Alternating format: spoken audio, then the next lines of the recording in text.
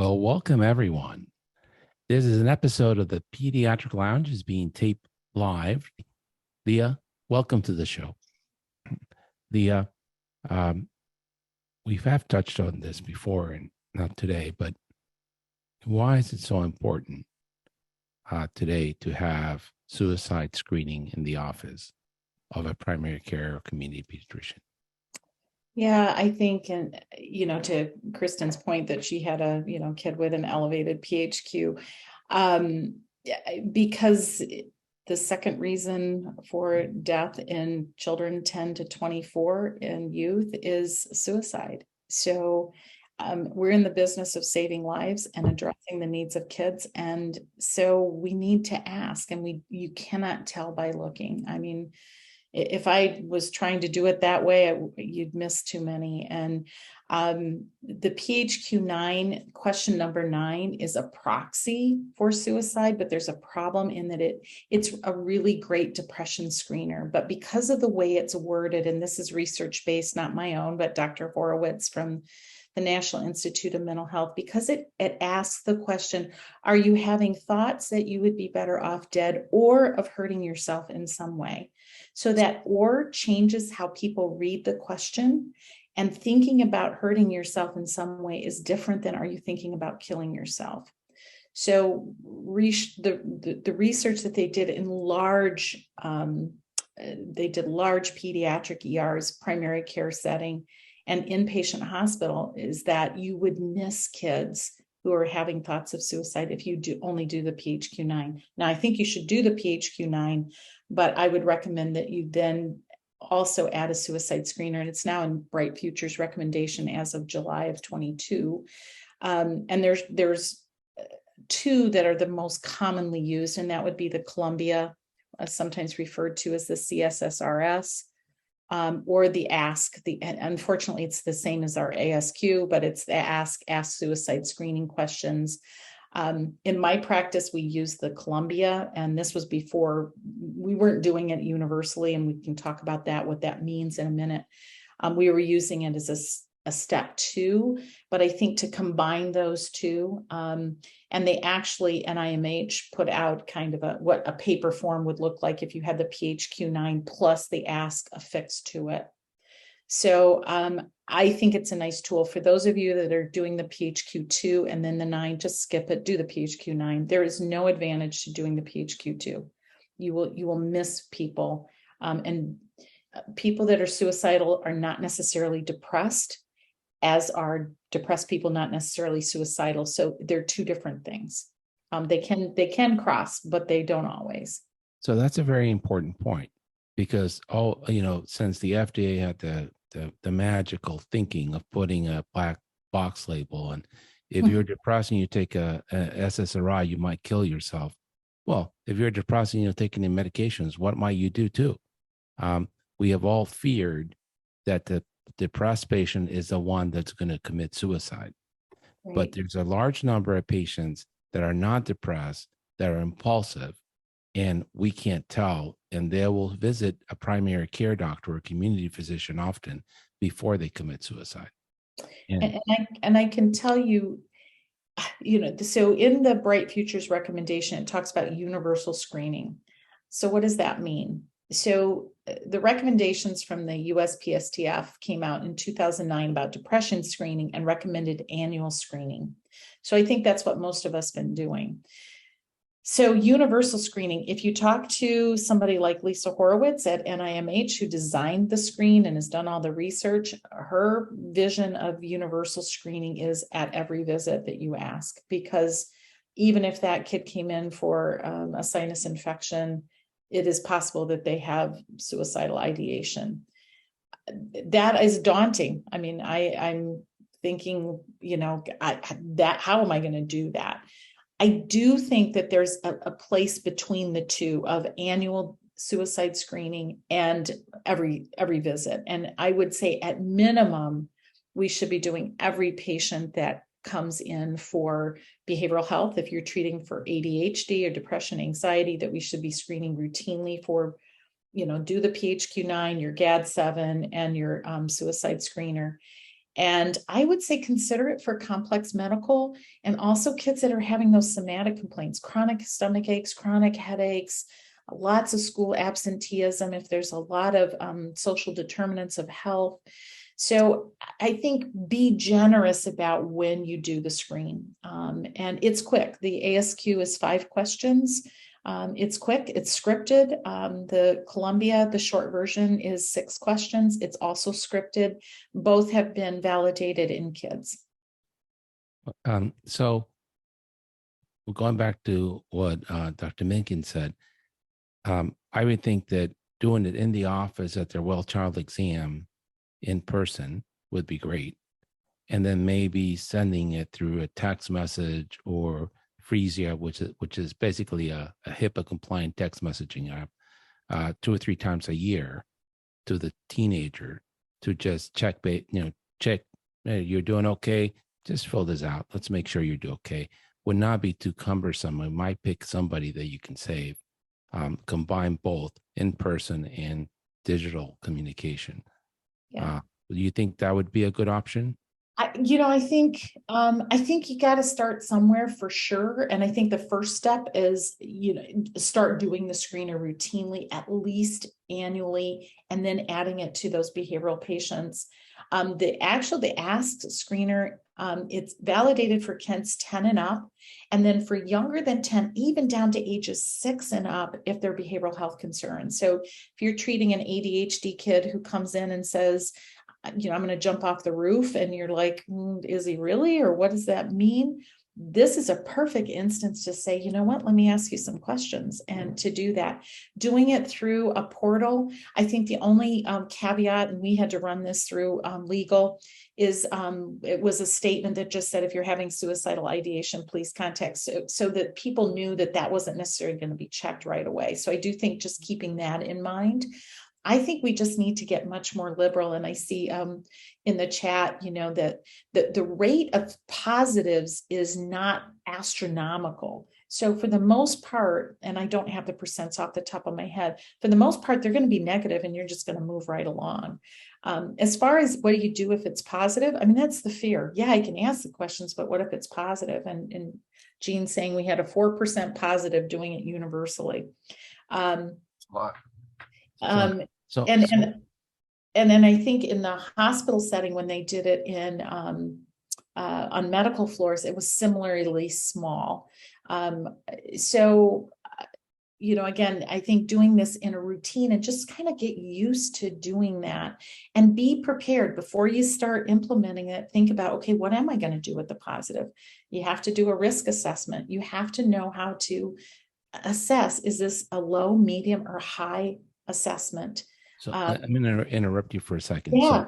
So for those of us who are not very familiar with, I'm just going to call the suicide screening test from NIH. There's 5 questions, right? And they're scripted, and they're in multiple languages, and we put them up on the Pediatric Lounge website, but they're also available through the NIH as a package, right? What are those 5 questions? So, I don't have them off the top of my head, but it's essentially, have you had thoughts of killing yourself? Have you had thoughts that your parents, your family would be better off if you were dead? Have you, I wish I could think of them all. There's 4 of them. And then so if they say yes to questions 1 through 4, and I apologize, I don't have it memorized. I feel like I should, I go through it enough. Question number 5 is, are you having those thoughts of killing yourself right now, which is imminent risk? And in the primary care setting, it is unusual. It may happen, but it's uncommon. I can count on one hand how many kids told me, I'm going to go home and I am going to kill myself today. It happened. I've had it happen, but it's very uncommon. Most kids are going to be either low or moderate risk, and many are going to fall into that. I broke up with my boyfriend, and sometimes I just wish I could go to sleep and not wake up. That is a very common scenario. And then there's those ones in the middle, the moderate risks. Those are the tougher ones. Those are hard. Those are the ones, I think, George, that trip us up and take up that time. And that you were asking about. So I'm going to interrupt you again. I'm sorry. Yeah, no. But I want to let the audience know they can go to our website, or Dr. Sirota has recommended a website with Northwest University, and she's modeled the interview with a patient on video. It takes about 20 minutes to watch, but she goes through the 5 questions, how it should be done. Well, I guess I am old. But then I'm older. Yes, well, that is true. But when I was starting to train, we always had to fear not to talk about suicide because we were planting the thought in the child's brain. Yeah. How wrong is that thinking, Leah? There is research that is not true. So I think that is one of those things you can take away from this, that you're asking, are you having thoughts of suicide, is not going to make someone suicidal who is not already suicidal. I think the other question that a lot of people ask is about liability and risk. If I ask these questions and then that person goes home and kills themselves, I'm at liability for that. And I've been to several conferences where an attorney spoke, who was a defense attorney, who said, if I see in the record that they used a validated screen like the Columbia or the Ask, they document they did a risk assessment, they documented that they had a plan, a safety plan, and follow up. If that was documented, he said, I just don't pursue that. It's just because you've done the highest level of care. So I think that there is, I just heard a family talk about being witness to a code and watching the code as the team was doing it. And they said, what I knew from when they were running that code, that team was doing everything they possibly could for our child. And even if the child died, I knew that they did everything possible. So I think it's in that vein. Great. And then in one of your podcasts, you went through scripting how to respond when a child does say they want to commit suicide, because it's shocking. It's provider trauma or spillover trauma. So, and we feel incompetent. I can't fix this problem. I don't have a medication for it. I'm not a psychiatrist. So what should I go? What should I learn? What should be my script when somebody 12 says, I want to kill myself? I think the first thing you do is kind of check yourself, check your pulse, and just take a deep breath and just, you've got this. You know how to triage. You know how to triage an asthmatic episode. You need to know the questions. Tell me a little bit about, first of all, you want to thank them. Thank you so much for sharing that. I know that was really difficult. Can you tell me a little bit more? How often have you been having those thoughts? Have you ever had a plan? What would you do? Have you thought about how you would do that? Have you ever tried it before? And then you kind of get the story. It's not super long to do that brief assessment and that NIMH toolkit. And I put that in the chat there briefly. It walks you through it. It looks complicated. There's a lot of words on that page, but if you read it through, and also in the podcast, there is a PA that talks about how they implemented it in his practice. So this is doable, but I think the first thing is to sort of, the first thing is it's not imminent right there. You have some time. So the first thing is to check my pulse. The second thing is to thank him for sharing. Yep. And the third thing I think is what you mentioned is, even though I can't fix it, tell him I've got your back. We're going to work through this together, and we're going to get you to the right place. And your mom and dad, you and I, we're a team, and this is going to get solved. Beautiful. You just modeled that. And I think that, I'm here for you, and my job is to help keep you safe. And that's my job, to work with your family. So we're going to do this together. And however you're going to make that happen, and it's going to take time to do that. Safety planning is a whole nother, it is an evidence-based intervention that you can do. Take some time. I can do it in about 15 minutes. And that's a whole nother training to do a safety plan, but it is a doable intervention that is evidence-based. So Stanley Brown is the one that most people use. But I think that trying to sort out, is this imminent risk? If it's imminent risk, you're going to send them to the emergency room. That one's easy. If it's low risk, you have some time. The moderates are the ones you're going to have to sit with a bit. And so again, this is because I'm old. If you said, I'm going to kill myself, you call the cops, 911, you take a ride to the emergency room, you get admitted, you sit with a babysitter till the psychiatrist says you're okay. How has that thinking changed since I was trained by you and the people at MSU?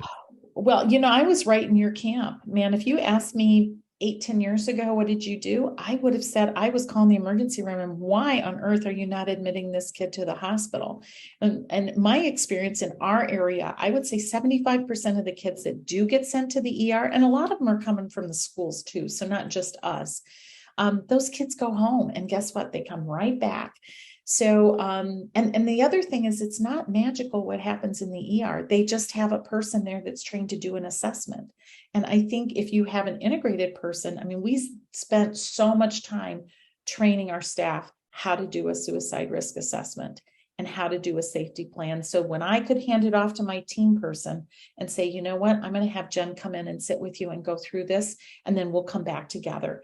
And always, always, always do lethal means counseling. Best course I can tell you is the CALM course, CALM. And if you just Google CALM and suicide prevention, it is a 2-hour training online. It's free. Absolutely have to do lethal means counseling for any patient that has suicidal ideation. So, briefly speaking, what are the things that kill people? Cars, guns, alcohol? I was in kids, it is over 50% are by firearms. Suffocation or hanging is up there as the next most common. Certainly sharps, but and the most common method for an attempt is overdose, but it is the least lethal because you have to take a large volume and there's time for regret. So the lethality is lower than a firearm, which is 99% lethal. Hanging again that's a hard one. It's a hard one to restrict means in that setting. Thank you, Kerry, for putting that in the chat.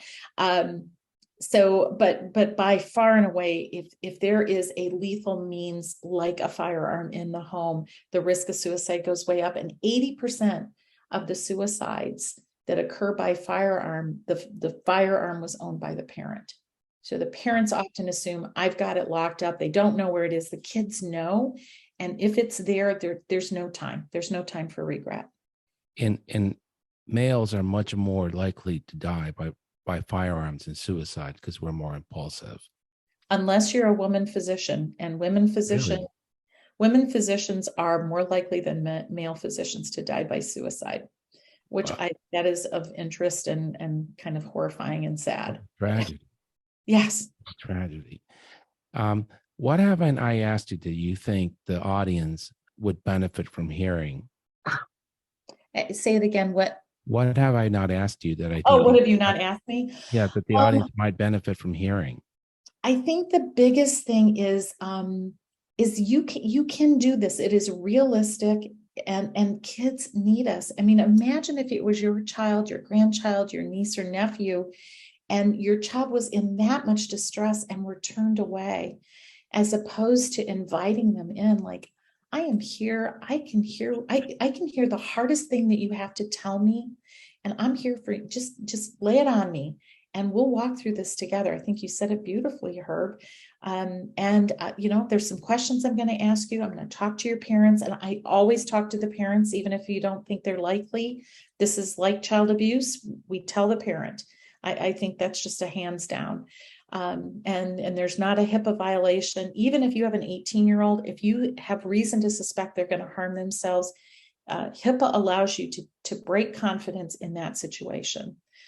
So, I think that be willing to ride the ride and educate yourself on how to do that. I've got a whole bunch of podcasts on suicide prevention, and happy to chat more, do another podcast with you about that in depth. It is a passion of mine. So your podcast and your guests are phenomenal. Well, Leah, again, thank you for having taught me. I wasn't an easy intern. That's for sure. That hasn't changed. I don't remember you being a problem, Herb. Thank you for everything that you've done for the community of Kalamazoo and your leadership at the national level, advocating for suicide prevention. and mental health and at the academy.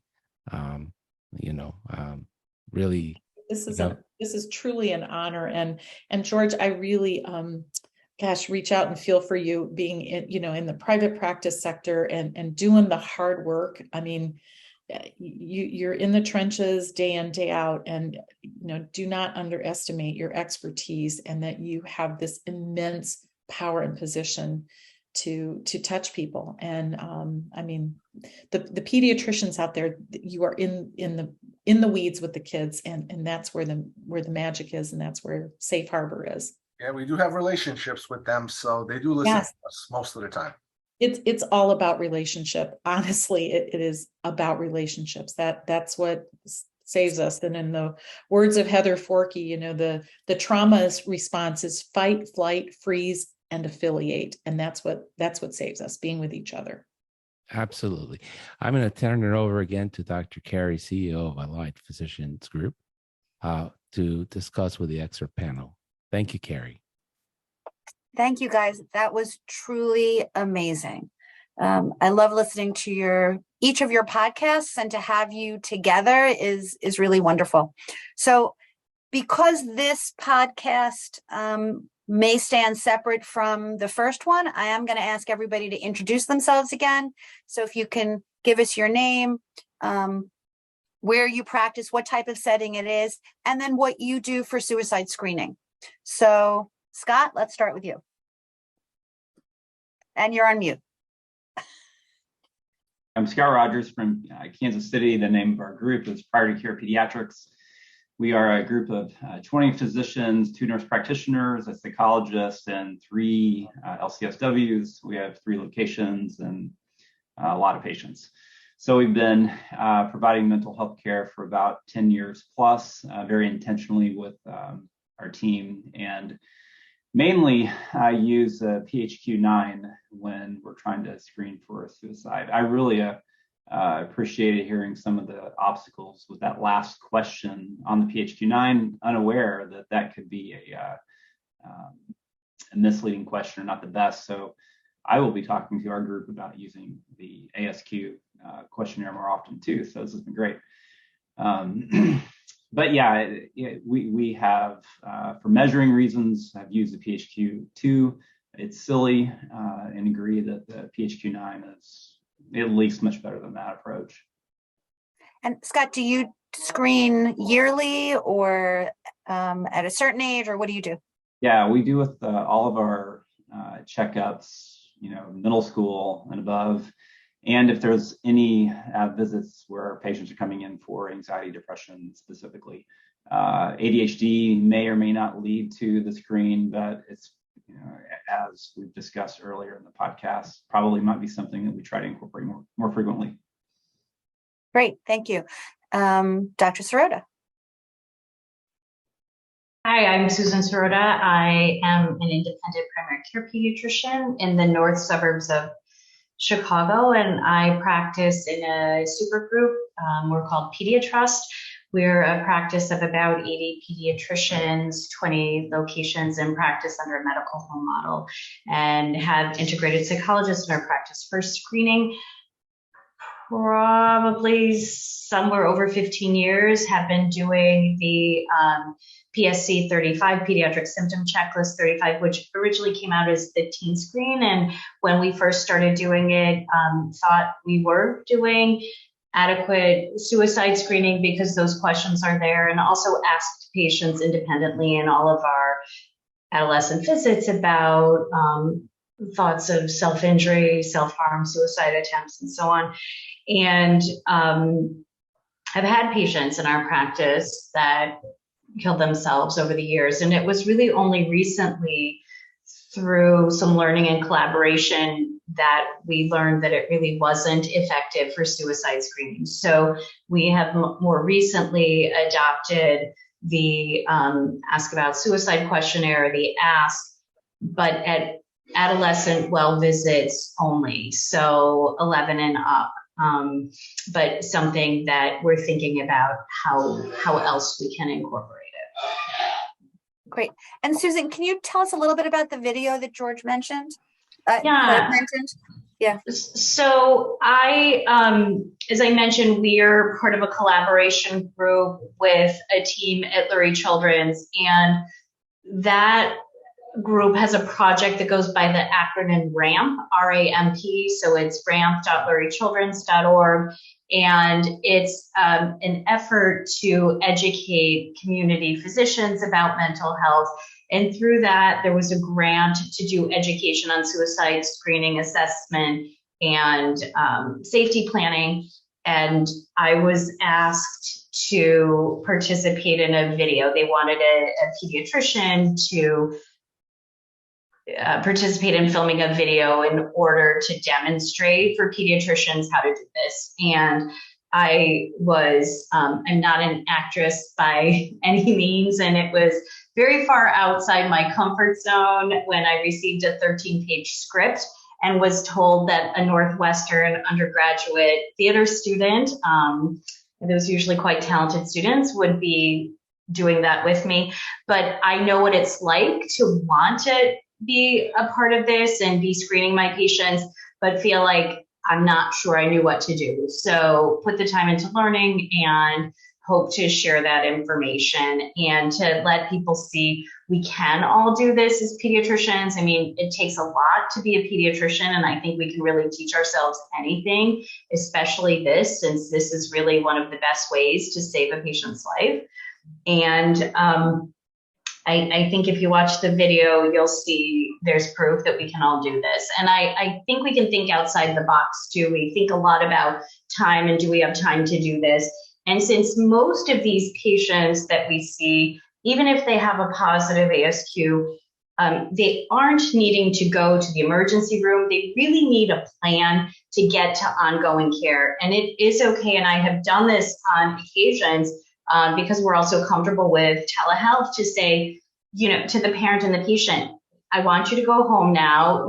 Let's have a plan of what you're going to do. And I'm going to be following up with you on video in an hour or two, or when I finish my day. And if the parents understand what's going on, and the patient understands, we're going to reconnect with them, that same day, or if it's late at night and I feel confident that we can connect the following morning, that we do that. So I think it's also important to think about there are other ways to manage time besides just getting really fast at doing this. But in most cases, the screens won't be positive, and in fact, it is pretty fast. And of course, if a patient is acutely ill and needs to go to the emergency room, that's pretty fast too. There's not that much more that we're doing in the office. And we have more conversations over the coming days with parents, so we don't have to have the entire conversation at that time. It's our relationship with these families that makes these visits longer. When you're the person in the urgent care doing the visit and you have no relationship with the family, you're helping that child, you're saving their life, you're getting them to care. But the relationship is what makes it feel so overwhelming to all of us sometimes. So the video was amazing, and we will put a link to it in the email that goes out. It is on the TPL website as well. Thank you, Kerry. So Dr. Minkin. I'm Alisa Minkin. I practice pediatrics at Beach Pediatrics in Oceanside, part of the Allied Physicians Group. And in our practice, we're screening Teen Screen, the 35-question questionnaire, for a while. And Allied started putting right into the EMR, the PSY, which is the shorter version. And it's kind of horrifying for me to realize that the parents were filling it out and that they were often very unaware. And we started going back to the Teen Screen, which I find to be very helpful on paper, as I said. So I know the kids are filling it out. And then I heard Leah's amazing podcast on the ASQ, and immediately our practice all started doing it. And I find this ASQ suicide screen to be easy to use. The vast majority are negative. I find it very appreciated by the parents and the kids. And when you do get a positive, and the positives that I've had have all been more in the subacute. I only had to send one to a mental health urgent care and none to the hospital. I also find it to be helpful because I feel like we can now learn more about what's actually going on from this questionnaire than we could from just, have you had some suicidal thoughts? So I find it to be very helpful to talk about what's a really important topic, and I think kids want to talk about it. So are you doing the teen screen and the ASQ now? Every well visit 11 and up.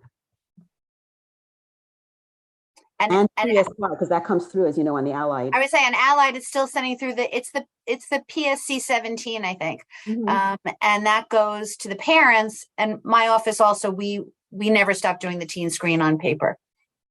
We haven't started with the ASQ yet, though.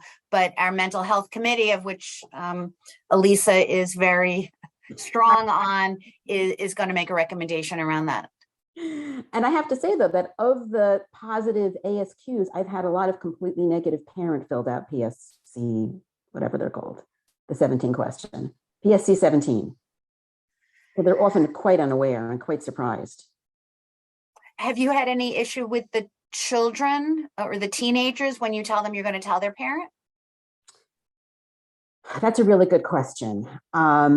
So, you normally have that speech, everything you tell me is confidential unless you tell me you're going to hurt yourself or hurt someone else.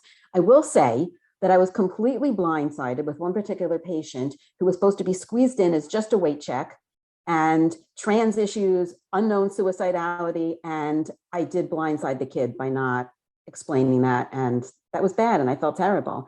And this is the real time squeeze that we go through, right? If you can't plan for extra time, I had 10 minutes to do all that. Did not go like, I'm sorry, it's not a great story. So you didn't tell the kid that you would tell the parent if there was something bad, but then you obviously had to tell the parent. Right.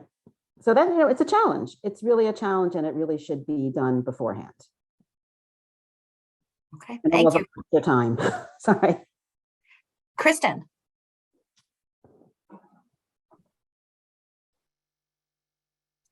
Sorry, I'm writing in the chat as I'm listening to you all. So I'm Kristin Struble. I am a pediatrician, general pediatrician. I practice in Phoenix, Arizona. And I was stating before that we use the PHQ-9s at well check starting at 11. That's basically it. This is very, very helpful. To Scott's point, I will definitely be asking more about the number 9 of the PHQ-9. I definitely neglected to really think about that concept of really separating out the two. So once again, Leah, I appreciate this. It's very helpful. So you have to know that when I first heard Lisa Horowitz speak and said that the PHQ-9 was not enough, and I was working really hard to get people to do the PHQ-9, I was like so upset. I was like, what do you mean? We're already doing this. We're supposed to add that. How can I get? And I'm a true believer now, but it took a while. But I think to her point, when the research came out, is if you were just doing the PHQ-9, you would miss kids, and it's about the ones that you'd missed. So I think there's reason to do it, and it isn't long. It's easy to ask. It's a pretty quick screen. Yeah. Lots to learn. Dr. Marconi. Hi, good evening. I'm Jeanne Marconi, a general pediatrician, was in private practice for 20 or so years with an integrated model for a long time, and moved to a larger company to sort of expand mental health access for children and young adults. Actually, we go through age 26 on a broader level in 75 urgent care locations and communities. We implemented the ASQ about 5 months ago with a lot of resistance on a lot of different levels. Like, this is urgent care, we didn't sign up for this. And, this sort of was triggered by the group at the University of San Francisco who implemented in their PEDS ED. I happened to see it and I was like, we need to do this. This is like so critical. So we had to do a whole study. We had to do a pilot to kind of get people to, sort of get into it. So we did the pilot. Everyone was worried about the legal implications of asking the question. I think we talked about that a little bit earlier. So trying to get over that hurdle, then it's like, oh, how much time is this going to take? So we actually did a time study. Took 4 minutes and 36 seconds. Was the average time. We've done over 4,000 of them now. So I think we have some good data on that. And then if it was a positive, it took about 15 minutes. But I will say, and I put this in the chat, like having a very detailed resource list compendium for when you get a positive makes it really easy. So which ED do you send to? Well, not the community hospital ED. If you think they can be safe, you're going to send them to the ED that has a social worker, a crisis social worker. They may not be pediatric, but several hospitals now have one of these crisis social workers, so they actually can get some treatment in the ED. I think too, the parents' resistance was, I would say in the beginning it was tight, but honestly now it's just normal. They're getting these at the pediatrician's office, so it's not any different. What I will say is a couple of caveats is that, the data shows 90% of parents had no idea that their kids were struggling who commit suicide, which is horrific. So I think working through the parents is really our key. We talked about education a little bit earlier. We have so much work to do with the parents who are struggling themselves post-COVID. So you're working with sort of a limited crew. I think the PHQ-9A, I don't know, Leah, if you want to, I thought that the A was developed to sort of overcome that short ball of the PHQ-9, because we had looked at that too. Yeah, so the PHQ-A, the adolescent version, asks a question. It asks more specifically about suicide. The one thing, and I did not know this, was that was never validated, those questions asked in that way. So how that exactly came about, I don't know, but I had that very same conversation with Dr. Horowitz. So again, I think that the really nice thing about the ask is it is very well scripted in language that I think is very child friendly. I mean, if you're asking someone, have you had thoughts of killing yourself? It's pretty clear what you're asking. You're not beating around the bush. And so that's how I can address that. But I too, I mean, it does get to it and it asks about previous attempts. But that was her response to me. Yeah, and I think two other things that I'm really concerned about is, the 8 to 11-year-old, the increased risk of suicide is up 57%. But, what are we going to do about that? We need to figure out a way to identify these kids early. Like just the fact an 8-year-old, I mean, it's still, my hair stands on end every time I say it, because I just can't get over where an 8-year-old would even know to do suicide. It's just beyond sort of comprehension. So I think, the ASQ is great. But, what else is there? And then, the ASQ, when it's positive, it doesn't take more than 15 minutes. And I think if you think of mental health as asthma, if you have an asthmatic or a rule out appendicitis or you're interrupted the same amount of time. So I think the stigma too of us as mental, as just pediatricians in general is, mental health is oh my God, mental health. But you wouldn't say the same thing if it was an asthmatic who needed 4 back-to-back treatments and you were spending time going in and out of that room. So I really feel even in our own space, we need to sort of get over that, oh my God, it's going to interrupt my day. I get that, but we take care of other things. We fixed all the pneumonias and all those other things that used to take us a long time. And this is just replace that. I had a psychiatrist once say to me that we sort of the ones that get in our own way. And it's like our own, it's sort of like CBT for us. It's like our own negative self-talk. I can't do this. I don't know. I'm not trained. I don't have time. And kind of rephrasing it yes, I can do that. This is something that I can do. So I see your question. What age can the ASQ begin to be used? So it was validated for routine screening down to age 10. And then it can be used in those behavioral health concerns down to age 6. There is not a screen for under 6, which, oh my God, can you even bear that idea? And to your point, the idea that these young kids are thinking about hurting themselves and acting on it in some instances is horrifying. I think we just need to do a hard look at ourselves as a society and are we putting our kids first in what we're doing? Are they just collateral damage to our own mess? Yeah, and I think I'll just put the last elephant in the room. So how do we get paid for all this work? So I just want to throw in, I'm always about the margin and the mission because, honestly, at the end of the day, there has to be payment for this. So hopefully all of you are using the 99417, which is the added time, which is for the entire time of that full day of any work you did on that patient, not your non, qualified health provider team, but you or your PA or your nurse practitioner. So, anything before the visit, anything during the visit, any calls you make, any collaboration you do, the finishing of the chart. And the other piece to remember, which I think a lot of people make a mistake, is the time starts at the lowest level of time of that visit. So for 99215, it's 40 to 64 minutes.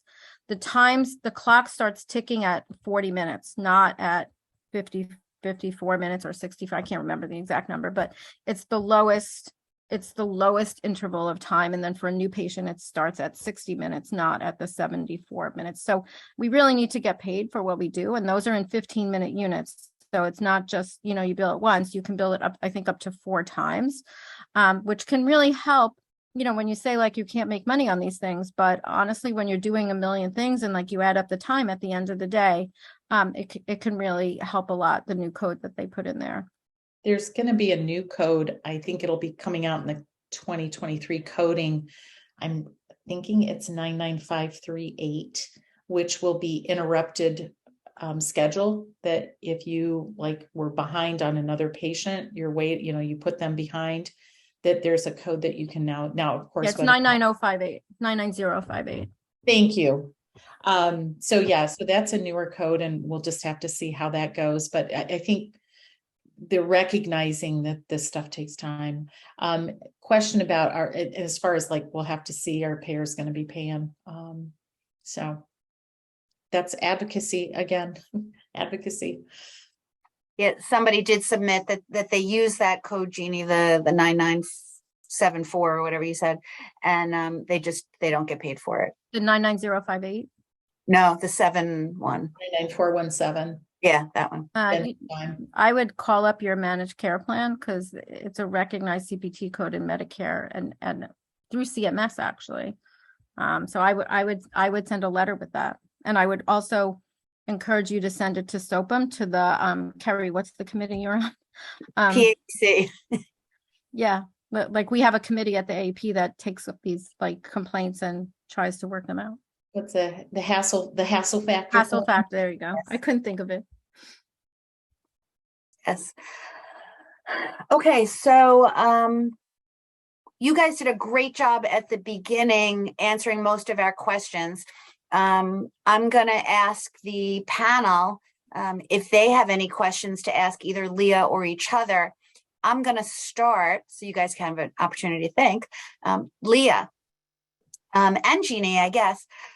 With the ASQ, is there a type of employee credential that you need to have them asking these questions and or following up with the risk assessment?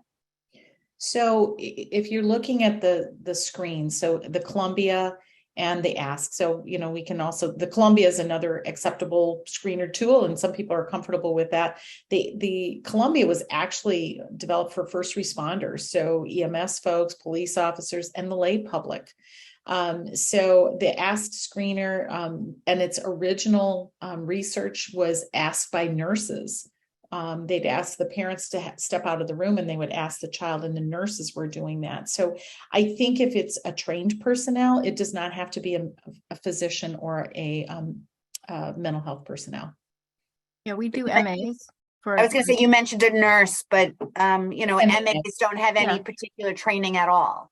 So the MAs give it, and we're actually, Alisa, this might help you. Right now, we don't have it in the computer, so we're doing it on laminated pieces of paper with, the write-offs, and then we don't waste the paper, and then, we just re-wipe it off. The positive screen, all of that is done, by the provider, whoever the provider is, and we've chosen to do the ASQ as the screen, and then we do the CSSR for the safety plan. We just felt it was a more complete, it had more information in it. So that's sort of what we're using, and the provider does that and fills it out with the parent, creates a safety plan along with that. Okay, Jeannie, make sure you give us that info as well. Okay. Okay, who has a question for Leah or anyone else? like Susan. Susan's got her hand up. Oh, I can't see her. yeah, that's there you okay. I was going to add one value perhaps in using MAs. I think, first of all, pediatricians often have more MAs than RNs in their office. But it is really important, my understanding is that it's really important that you read the questions verbatim. You follow the script of the ASQ because those questions are validated based on how they're written. And I think MAs are more likely to read the questions word for word, whereas sometimes nurses might choose to ask the question a little differently. Like in the training, it is really important if you're not doing it like through a patient portal or a digital format where the patient's reading the question themselves, and someone's reading it to them, that they really have to read the questions as is. That's my understanding. Yes. I would concur with that. And I think one of the things is, if you're going to do this, is that you have a training for your entire staff from front office all the way to the back, and all the clinicians, the providers need to be part of it. I think sometimes docs don't think they need that training, like, oh, I can figure this out on my own, but I think like everybody's in it. And then the other thing that I think that helps those, MAs, that clerical staff, to have ownership and to feel like they're part of it. They're part of the team. And it's very rewarding when they're like, gosh, I just felt like, something was up. In the video that they did with a Dr. Abernathy with the NIMH, it was one of the nurses or MAs that said, gosh, something was up with this kid. And I just thought, can I ask you this? Did the ask in this kid? It was imminently positive at that time. It was an imminent risk. So, I think, again, if everybody is, kind of part of the solution, it goes smoother. And then have routine training at least annually. Because you may get new people and that kind of thing. And have a, training on what your protocol, what your process is going to look like. Great. Kristin, in the chat, you put in some questions about patients. You send them to the ER and they basically send them back to you, right? And then, should they go to a psychiatrist? And, that would be great if we could send them to a psychiatrist, but most of the time you can't even get them in, right? Exactly. I mean, as I was saying, it's, there's not that many that actually are imminently in danger of killing themselves, as we know. And so, for instance, I had this one the other day who she had a plan. She had tried before, and she had met all the criteria for going to the ED. And of course, we'd call and give them, the summary, and 99.9% of the time, our local hospital they do exactly what Leah said, which is they assess, and then they end up, it's very rare that they admit them because they don't have beds and they can't find beds. So then they go through the safety plan and then send them out and have them follow up with us. And I feel so bad because this family, they don't have the means to go to the ER, and now they have a big bill. And I mean, I know it's not about that, but that just adds to the stress of the family. And then, they've gone, it's a mess. So when they come back to me, and I would have to call, and I mean, we do that. Sometimes we have to call and beg psychiatrists to get them in, but oftentimes they don't have any room. I mean, most of the time they don't have room in their schedules. So these are the patients that I fear the most putting on medication, because the black box warning is why we are afraid to to start them on medication in the first place. And so am I going to exacerbate that, especially if they're actually bipolar, right? If you put them on the SSRI and they do then go home and kill themselves, and are you not only liable legally, but then obviously it breaks your heart because, this is your patient who you've known forever. This little girl, wonderful little girl. I mean, not little now, but she's a teenager. And I've been calling the mom every day, and we've started on something, but I think these are the patients that worry me the most, and so I feel like our hands are tied so much. I mean, it's just, we don't have resources unless I'm missing them somewhere, which I don't think I am, because I talk to other community physicians and my partners, and I feel like we're kind of all in the same boat. And I don't know if you all experience that where you are, but it's definitely pervasive here. So one thing I would say is, I think the black box did a horrible thing in terms of this fear. And when that went in, the suicides actually went up and the prescribing went down. And there is a place for using SSRIs. And the other is the lethality of them is relatively low. I mean, if someone overdosed on them, I'm not to say that that's not possible, but again, I think that's where you can do your lethal means counseling, have a lockbox. How's the medication going to be distributed? You're going to do frequent check-ins. I think the possibility that an SSRI is going to trigger hypomania. Again, I can honestly say in all the time that I prescribed SSRIs, I maybe saw it twice. It's just not a very common phenomenon. And usually there'll be a family history of bipolar disorder, not always, but to have that be the trigger, my thought would be, I wouldn't let that be the first thing that comes to mind for why not.